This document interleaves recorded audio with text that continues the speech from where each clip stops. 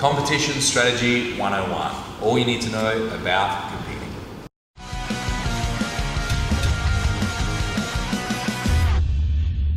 Hey guys, Coach Tom here. I'm asked, 2-3 times a week by, students globally as well as in my physical academy in Australia.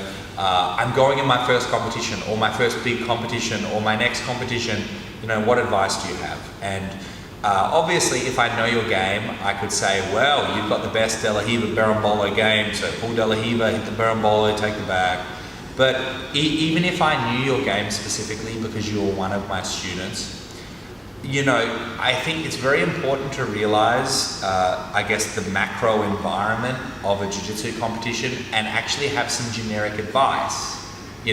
So if someone came to me for business advice, if I knew your business, I could say, well, actually, you need to do this, this, this. But in reality, the most generic business advice is increase revenues, decrease expenses or something like that. And it's very important to have that kind of just generic macro view of what you should be doing in a competition. And the currency in a jiu-jitsu competition is points. Yes, there's wins and losses, and submissions is obviously an automatic win, but most people that get submitted were down on points. They were acting desperate, and so that's why they got submitted. So my students, I'll be competing again with my students in a few days from making this video, and so I've given this advice today. First things first, are you good at takedowns or not? So that's normally going to come from two things, okay? Judo or wrestling. Now, I get some guys in here, young guys in their 20s, they're 220 pounds, they're flexible, they're balanced, they're hyper athletes. They're the 1 in 1,000 athlete, and they can do extremely well. They could enter a judo or wrestling competition, a low level one, and probably win it just because they're so balanced and explosive and things like that. However, if you don't practice takedowns in your academy, okay, don't try to pull your first one off in competition because you're going to waste all your energy for a potential 2 points. I would advise then pulling guard, okay? So when you pull guard, that is not defensive. If you pull guard, it must be offensive. So you pull them straight into your favorite guard so you can attack straight away for your favorite sweep or submission.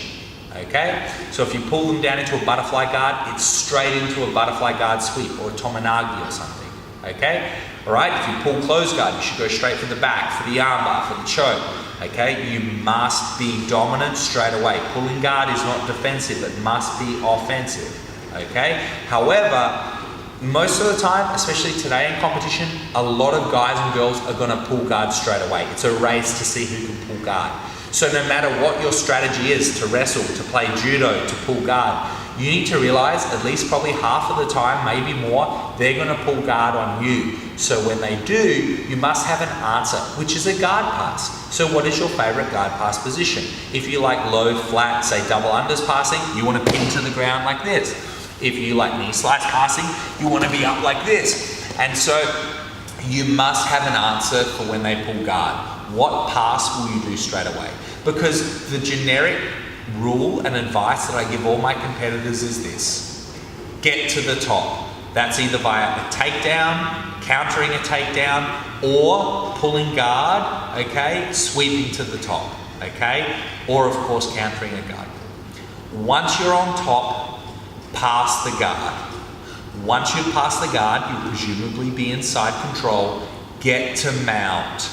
Once you're in mount, you can start looking for the submission or the back. Knee on belly or knee ride can come into it too. So if you can't get to the mount, a knee on belly situation will give you an extra 2 points. Okay? Because remember, a takedown, a sweep, and knee on belly all worth 2 points. Passing the guard, 3 points. Mount in the back, 4 points under IBJJF and most competition rule sets. Okay?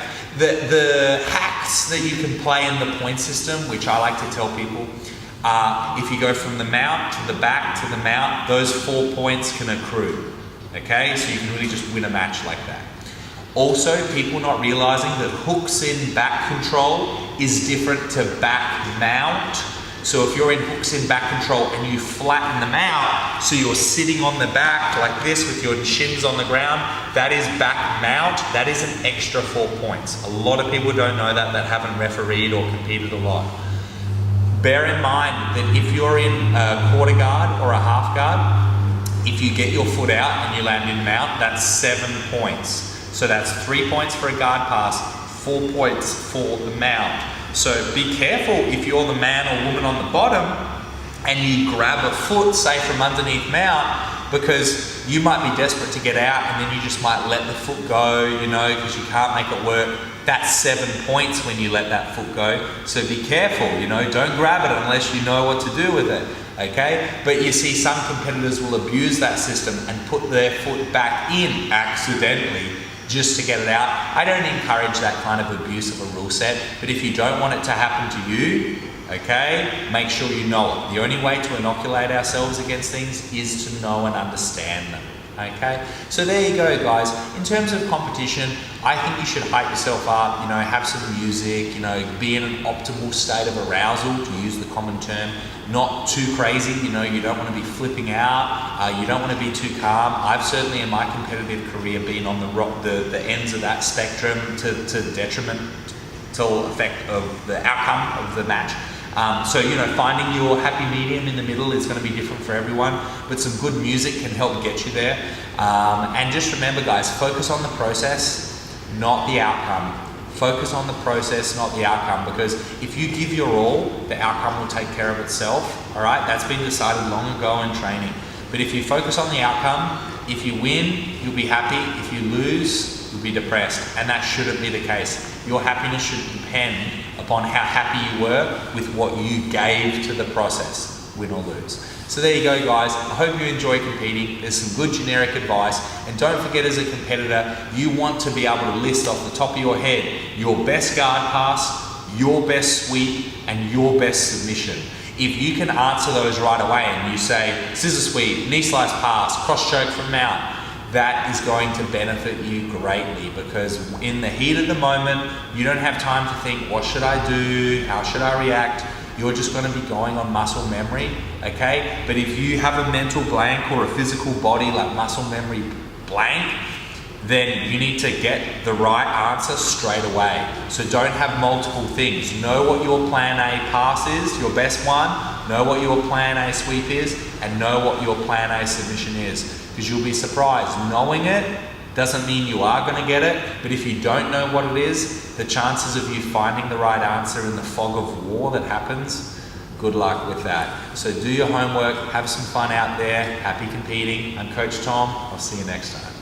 Thanks for watching the video, guys. For more videos, click here. To subscribe to this channel to get all of our awesome videos, click here. And if you'd like to have our hour-long series for free on footlocks and how to defend footlocks and leg attacks of all kinds, please click here. I'm Coach Tom, guys. I'll see you next time.